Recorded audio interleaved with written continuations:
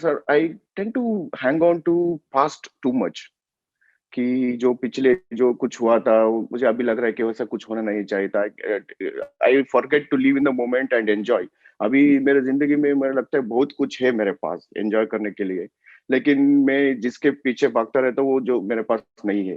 तो पास्ट में ऑलमोस्ट तो वो ओवर थिंकिंग में चला जाता हूँ, तो वो प्रोडक्टिविटी जो है वो कम होता जाता है सर। This is happening. इसके लिए आप क्या कहना चाहते हैं? जिसको आप पास्ट कह रहे हैं, व्हाट इज पास्ट? जो आपके साथ में हुआ है पास्ट में वो पास्ट है, या पास्ट से रिलेटेड जो कहानी आपके माइंड में है वो पास्ट है? दो अलग अलग चीजें हैं। पास्ट के साथ जो हुआ है उसके साथ उसके बारे में मैं जो सोचता रहता हूँ, जो कहानी बनाता रहता हूँ। आपके माइंड में जो पास्ट है वो एक्चुअल में पास्ट नहीं है। वो बेसिकली पास्ट से रिलेटेड एक कहानी है जो आपने अपने माइंड में बनाई हुई है। जिस तरीके से आपने पास्ट को इंटरप्रेट किया है, जिस भी नजरिए से पास्ट को देखा है, तो वो कहानी आपके माइंड में घूम रही है। It is just a story.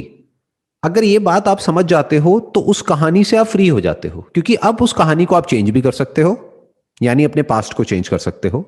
नहीं तो आप अगर इस बात को एक्सेप्ट नहीं करते हो तो आप अपने पास्ट को चेंज नहीं कर सकते। आप कहोगे पास्ट में तो जो होना था मेरे साथ हो गया। Past can also be changed because it is just a story that you are telling it to yourself over and over again, और वो कहानी आपको सच लगने लग गई है। वो कहानी हो सकता है आप किसी और को सुनाओगे तो वो कहेगा अरे नहीं नहीं ऐसा नहीं है जो आप कह रहे हो, उसको इस तरीके से भी तो इंटरप्रेट किया जा सकता है, उसका ये भी तो एक पर्सपेक्टिव हो सकता है उसको देखने का, आप ऐसे ही क्यों देख रहे हो? तो आपकी पूरी की पूरी कहानी का जो स्ट्रक्चर है वो टूट जाएगा जैसे ही उस कहानी को क्वेश्चन किया जाएगा। पास्ट में हुआ वही जो होना था, बट उसको आप एक नजर से देख रहे हो, एक तरीके से इंटरप्रेट कर रहे हो। जैसे उस इंटरप्रिटेशन को चेंज करते हो तो पास्ट चेंज हो जाता है। आप उस कहानी के हीरो है ना, कोई और कहानी बना दीजिए अपने माइंड में पास्ट से रिलेटेड, उसको किसी और नजर से देखिए। Sir, last two questions. How to keep the mind calm? अभी जो लाइफ में अप्स एंड डाउन्स होते रहते हैं, अभी हम सोचते हैं कि when nothing is going on I feel like okay, I can keep my self काम। लेकिन जब मैं सिचुएशन में होता हूँ तो मैं अलग पर्सन होता हूँ, क्योंकि मैं I see lot of changes in my emotions. तो I can observe that in myself. तो इसके लिए सोल्यूशन क्या है जब एक्चुअल उस मोमेंट में हम रहते हैं? जैसे कि मैं देखा हूँ, जो आप जब जब भी आपको देखता हूँ आपको लगता है एक काम माइंड है, एक ऑलमोस्ट जो भी कुछ आपको बैकग्राउंड में चलता है लाइफ में उससे आपको फर्क नहीं पड़ता है। जैसे कि आपको देखा होगा MS धोनी, जो वो खेलता है तो वो खुल के खेलता है। तो he doesn't looks like he doesn't care about what people are thinking, and उसको pressure, he will never take on the pressure. तो ऐसा माइंडसेट कैसे डेवलप करना है सर? देखो, दो अलग अलग चीजें हैं। एक है कि आप बाहर से काम दिख रहे हो, दूसरा है कि अंदर से एक्चुअल में काम हो। जरूरी नहीं है जो बाहर से आपको काम दिख रहा है या पीसफुल लग रहा है वो एक्चुअल में अंदर से भी पीसफुल है। So number one is, don't think कि वो ऐसा है या वो वैसा है या वो वैसा नहीं है, वॉट एवर। राइट? तो क्या होगा, आप अपने आप को उनसे कंपेयर नहीं करोगे, या आप अपने अजम्पशंस नहीं बनाओगे कि वो ऐसा है। फॉर एग्जाम्पल, आप मेरे बारे में कुछ सोच रहे हो, आपको नहीं पता कि मैं एक्चुअल में अंदर से काम हूं, पीसफुल हूं, या बहुत ही एजिटेटेड हूं, या बहुत ही गुस्से में रहता हूं। You don't know that. हो सकता है बाहर से मैं प्रिटेंड करता हूं, सेशन के टाइम पे या ऑनलाइन ये जो मेरे सेशंस होते हैं कुछ होते हैं, वहां पे मैं अपने आप को बड़ा ही कूल एंड काम एंड कंपोज दिखाता हूं, लेकिन अंदर से हो सकता है मैं बहुत परेशान हूं। इसका उल्टा भी हो सकता है, पब्लिक में हूं, लोगों के साथ में हूं, तब हो सकता है मैं थोड़ा सा आपको एजिटेटेड भी लगता हूं, लेकिन हो सकता है अंदर से मैं बिल्कुल ही पीसफुल हूं। तो पहले इन दोनों चीजों में हमको फर्क देखना है।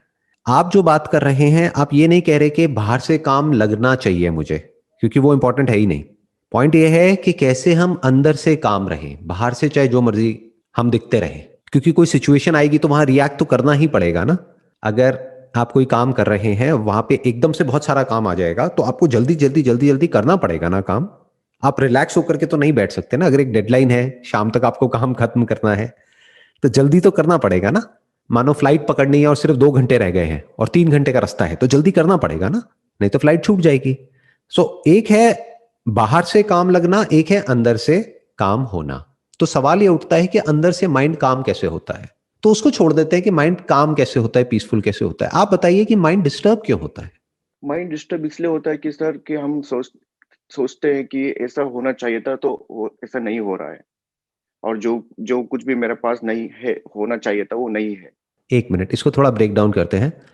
आप कह रहे हैं ऐसा होना चाहिए था, वैसा नहीं हुआ है। कैसा होना चाहिए था? वैसा जैसा आपको लगता है कि होना चाहिए था, या जैसा हुआ? हुआ तो वही जो होना चाहिए था। बट आप क्या कह रहे हैं, ऐसा नहीं होना चाहिए था, ऐसा होना चाहिए था। तो बेसिकली हम क्या कर रहे हैं, जो हुआ उसको अपने तरीके से इंटरप्रेट करके, जो हो चुका है उसको एक्सेप्ट करने की बजाय हम कह रहे हैं नहीं ऐसा नहीं ऐसा होना चाहिए था, इस इंसान को ऐसा नहीं ऐसा होना चाहिए, उसको मेरे साथ में ऐसा नहीं ऐसा बिहेव करना चाहिए, मुझे यहां नहीं होना चाहिए मुझे वहां होना चाहिए, वो 2 साल पहले ना ये नहीं होना चाहिए था वो होना चाहिए था। आपकी तबीयत खराब है बट आप कह रहे हो नहीं मेरी तबीयत खराब नहीं होनी चाहिए। बाहर बारिश हो रही है बट आप कह रहे हो बारिश नहीं होनी चाहिए। तो प्रॉब्लम क्या है, बारिश होना प्रॉब्लम है या आप कह रहे हो कि बारिश नहीं होनी चाहिए ये प्रॉब्लम है? बारिश नहीं होने चाहिए, वो जो इंटरप्रिटेशन है वो प्रॉब्लम है सर। सबसे पहले हमको क्या करना है, ये जो माइंड में हमारा जो माइंड डिस्टर्ब रहता है ना, उसके पीछे सबसे बड़ा रीजन क्या होता है, लाइफ में जो भी कुछ होता है वो जैसा होता है हम उसको वैसे नहीं देखते हैं, हम उसको वैसे देखते हैं जैसे हम देखना चाहते हैं। मतलब हमारे डिजायर्स और हमारे फियर्स हम उसके ऊपर सुपर इंपोज कर देते हैं, उसकी वजह से ये कॉम्प्लिकेशंस पैदा होती हैं माइंड के लेवल पे, माइंड डिस्टर्ब हो जाता है। अगर जो जैसा है उसको हम वैसे ही देखने लग जाएं तो हमारी लाइफ सॉर्ट आउट हो जाएगी, तो माइंड पीसफुल हो जाएगा। तबीयत खराब है, अच्छा क्या करना है, दवाई खानी है खा लो, खत्म। वो पास्ट में मेरी गर्लफ्रेंड थी उसने मुझे छोड़ दिया है, ठीक है छोड़ दिया है किसी और के लिए, खत्म, उसकी मर्जी, उसने छोड़ना था छोड़ दिया, मुझे कोई और मिलनी होगी मिल जाएगी, नहीं मिलनी होगी नहीं मिलेगी, सिंपल। मतलब बेसिकली माइंड को पीसफुल रखना और सॉर्ट आउट रखना या काम रखना, उसका तरीका क्या है, पूरी तरह से रियलिटी में गड़ जाओ। मतलब जो जैसा है उसको एज इट इज देखो। ये देखना लोगों के लिए बड़ा मुश्किल हो जाता है। फॉर एग्जाम्पल डेथ, लाइफ की एक इतनी बड़ी रियलिटी है और हम उसको डिनाई करते रहते हैं, मेरे उसकी डेथ हो गई, नहीं होनी चाहिए थी, क्यों नहीं होनी चाहिए थी, हो गई ना, why are you not accepting it, accept it. रोना है जितना रो लो, उस वक्त कुछ दिन तक रोना है रो लो, कोई ब्रेकअप हो गया है बुरा लग रहा है रो लो, खुल के रो लो, उसके बाद में इस बात को देख लो कि जो होना था वो ही हुआ, उससे इतना सा भी अलग नहीं हुआ। यानी अगर किसी ने आपके साथ में कुछ किया है गलत, तो उसने वही किया है जो अगर आप उसकी जगह पर होते तो आप उसके साथ करते, इतना सा भी अलग नहीं किया है। अगर आपका भी एग्जैक्ट वही बैकग्राउंड होता, वही सब कुछ होता, जिस तरह से उसकी अपब्रिंगिंग हुई है वही सब आपके साथ हुआ होता, आप भी वही करते। होना तो वही होता है जो होना होता है। जैसे बोलते नहीं होनी को कौन टाल सकता है, ये कहावत आपने सुनी होगी अपने घर में। लोग क्या करेंगे, इसके एक्सट्रीम में चले जाएंगे, मतलब क्या कहेंगे, अच्छा इसका मतलब जो होना है सो होना है, इसका मतलब कुछ भी मत करो। अरे जो आपका करना है वो भी उसी होने का पार्ट है, तो करो। जो मिलना है या नहीं मिलना है वो भी उसी होनी का पार्ट है, लेकिन होना वही है जो होना है।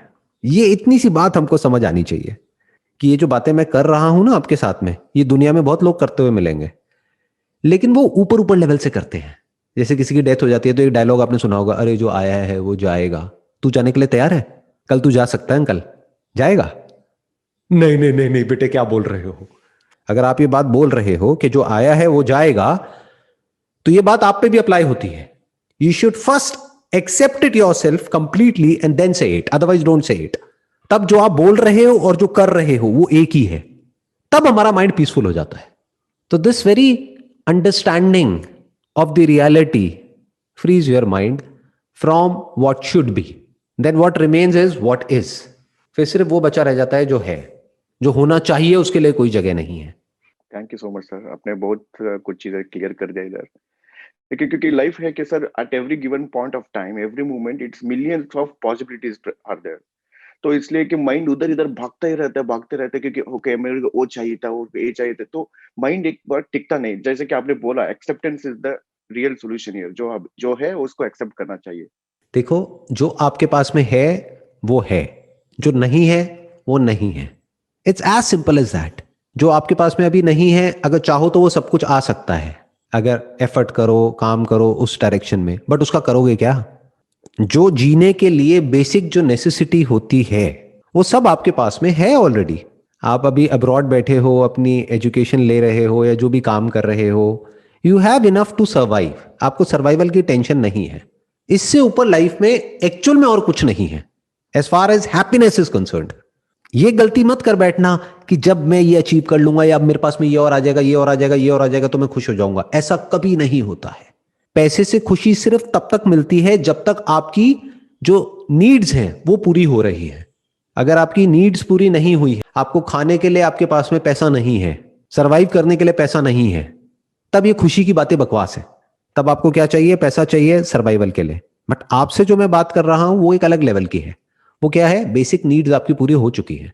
अब अपर लिमिट तो कोई है ही नहीं। अब बैठ करके अपने आप को अगर आप कंपेयर करते हो किसी मिलेनियर से, किसी बिलियनियर से, तो परेशान ही रहोगे ना। आप ये बोलो भाई, जीने के लिए जितना चाहिए होता है उससे ज्यादा मेरे पास में ऑलरेडी है। अच्छा, अब मैं और के लिए काम करूंगा, but not for things, accumulating things, कि कबाड़ इकट्ठा कर लिया और घर में भर लिया दिखाने के लिए। अभी जो पीछे आपके टीवी रखा है वो टीवी और बड़ा आ जाएगा तो उससे क्या हो जाएगा? इससे ज्यादा कुछ थोड़ी ना हो जाएगा। You already have a television, और आई एम श्योर ये स्मार्ट टीवी होगा, इसमें नेटफ्लिक्स, अमेजॉन सब कुछ होगा। तो अब इससे ऊपर और क्या हो जाएगा बताओ?